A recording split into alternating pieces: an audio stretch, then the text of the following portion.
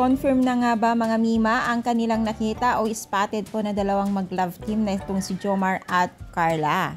So marami po ngayon ang haka-haka at marami po ngayon ang sinasabi ng mga netizens na talagang legit na daw ba talaga na sila na talaga in real life itong dalawang mag-love team na itong si Jomar at Carla. Sa mga hindi po nakakaalam at nakakilala kay Carla at Jomar ay sila po ay isa sa mga pinakamasikat po na love team ng Team Kalingap na itong vlogger na itong si Kalingap Rab ang founder at itong si Kuya Bal. So itong dalawang ito kasi guys, taon na rin po silang mag-vlog or mag-love team kaya naman po hindi po talaga malayong magka-developan itong dalawang to.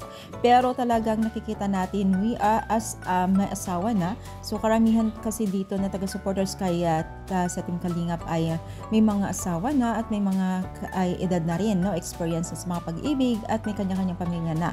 Kaya naman po ang maraming pong napansin po ng netizens at sumusuporta sa kanila ay tila nga daw ay totoo ay totoong sila na kasi tsaka isa pa na sa tamang edad na tong dalawang ito.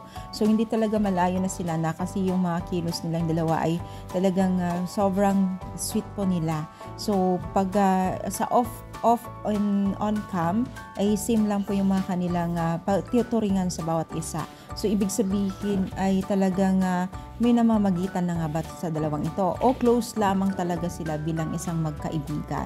So kayo ba, ano ang tingin nyo sa dalawang ito? So mga taga-supporters ng Jomcar dyan ay alam na alam yan siguro kung ano siguro ang dalawang ito at kung ano yung mga kilos nila, di ba? So kung isa ka dyan sa mga taga-supporters ng dalawang ito, alam na alam yung mga istorya o istorya ng buhay nilang dalawa, no?